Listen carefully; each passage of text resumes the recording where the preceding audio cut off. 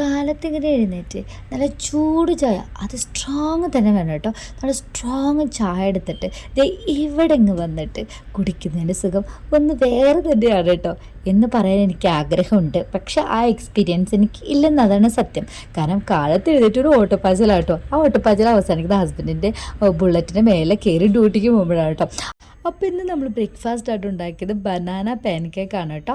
ഉണ്ടാക്കിയത് അടിപൊളി ടേസ്റ്റായിരുന്നു. എൻ്റെ മകളുടെ ആഗ്രഹപ്രകാരം ഞാൻ ഉണ്ടാക്കിയതാണ് കേട്ടോ. അതിൻ്റെ മേലെ ഹണിയൊക്കെ ഒഴിച്ചിട്ടായിരുന്നു കേട്ടോ നമ്മൾ സെർവ്. നല്ല ടേസ്റ്റ് ആയിരുന്നു കേട്ടോ. ഞങ്ങൾ ആസ് യൂഷ്വൽ നമ്മുടെ ബ്രേക്ക്ഫാസ്റ്റ് റെസിപ്പിയിൽ ഉള്ളൊരു സംഭവമാണ് കേട്ടോ. പിന്നെ നമ്മൾ ചോറിന് വേണ്ടി ഉണ്ടാക്കിയത് സാമ്പാറും നല്ല കേബേജ് തോരൻ, നല്ല പച്ച തേങ്ങയൊക്കെ ഇട്ട കേബേജ് തോരൻ കേട്ടോ. എനിക്ക് സാമ്പാറുണ്ടെങ്കിൽ കേബേജ് തോരൻ എനിക്ക് മിക്കവാറും ഭയങ്കര ഒരു നിർബന്ധമുള്ള കാരണം കേട്ടോ. പ്രത്യേക ഒരു കോമ്പിനേഷനാണ് കേട്ടോ. പിന്നെ അതിൻ്റെ കൂടെ ഒരു കിടുക്കാഴ്ച സംഭവം ഉണ്ടാക്കി മക്കളെ, ഞാൻ ഉണ്ടാക്കിയോട്ട് പറയല്ല മക്കളെ, ഒടുക്കത്തെ ടേസ്റ്റായിരുന്നു.